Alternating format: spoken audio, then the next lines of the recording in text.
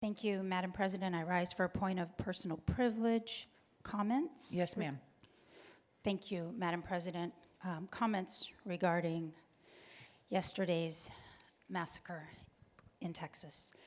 You know, members, just this past week, I had the great honor of watching my daughter graduate from high school.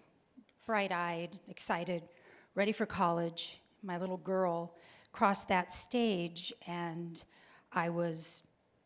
my heart was overflowing with pride. That was one of my babies, marking one of the biggest milestones in her life. Before I know it, she'll be crossing a graduation stage in college, taking her place in the world, meeting the love of her life, getting married, and maybe I will have the greatest honor of welcoming grandbabies into the world. But all my joy seems a little less bright today because I know 19 moms and dads, nanas and tatas, that will never get that. Yesterday in Texas, the world watched an all too familiar scene of police swarming a school, parents heartbroken in parking lots, and children's names flash across the news because they won't ever make it back home. Members, I want to be clear. I can't just stand here and say that 19 children were shot and killed yesterday because that has lost its sting for far too many. I want to outline what was stolen carelessly and violently yesterday.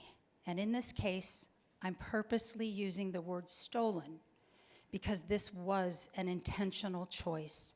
This was the aftermath of decades of inaction on common sense gun reform.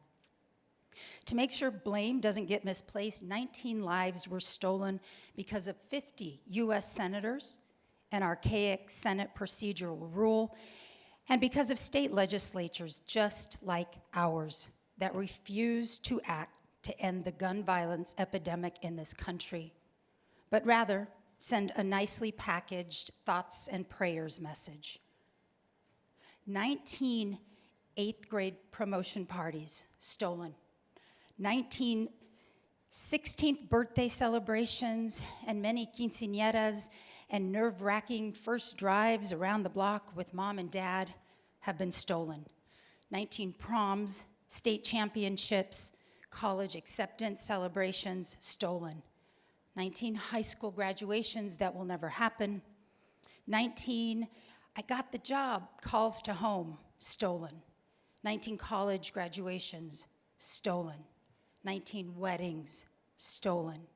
19 annual family reunion celebrations stolen. 19 lives full of memories, hardships, triumphs, and potential stolen. We are complicit in this. We come to work here every day and allow bills like House Bill 2316, misconduct involving weapons, public places, and House Bill 2414, misconduct involving weapons, school grounds, to stay alive in this chamber. These bills and multitudes of others that I have seen in my time here at the Arizona legislature make it easier to get guns and harder for us to punish those that commit crimes with them.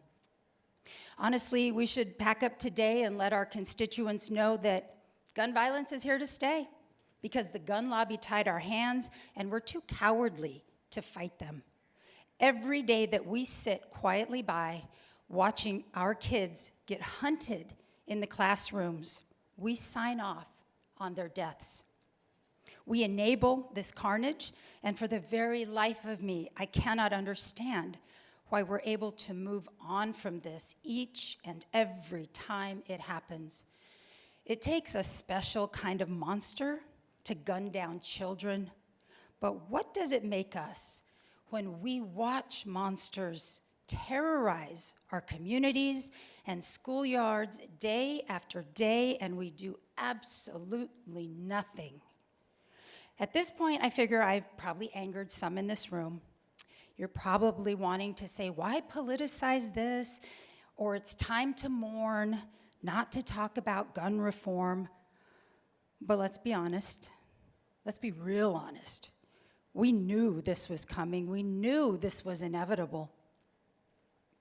The very prayer that we heard yesterday injected politics into this conversation by urging us to mourn quietly rather than rock the boat. Well, I'm here, ready to rock the boat until we decide that shilling for the gun lobby and dangerous gun-toting fanatics just isn't worth it.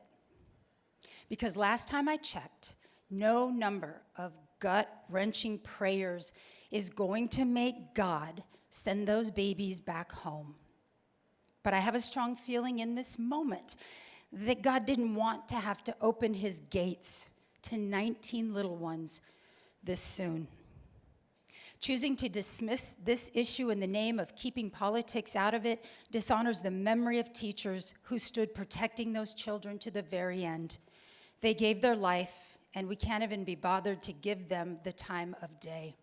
Just last week, we saw teachers across the country be vilified, called groomers, drains on the system, agenda pushers, but after each mass shooting, teachers get applause and somehow morph into upstanding individuals who should be armed in the classroom. Get your story straight. Either it's political or it's not. Personally, I think it would be a whole lot easier to promise these teachers that we will work to stop the violence before we place a gun in their hand. 27 school shootings have happened this year. One happened here in Kingman. Every year in America, we see more mass shootings than there are days in the year. How detached from sanity have we become to allow this to happen, to just walk out of the room? Gun violence must be enemy number one for us. We owe that to our children. We owe that to every parent that has an empty chair at their dinner table tonight.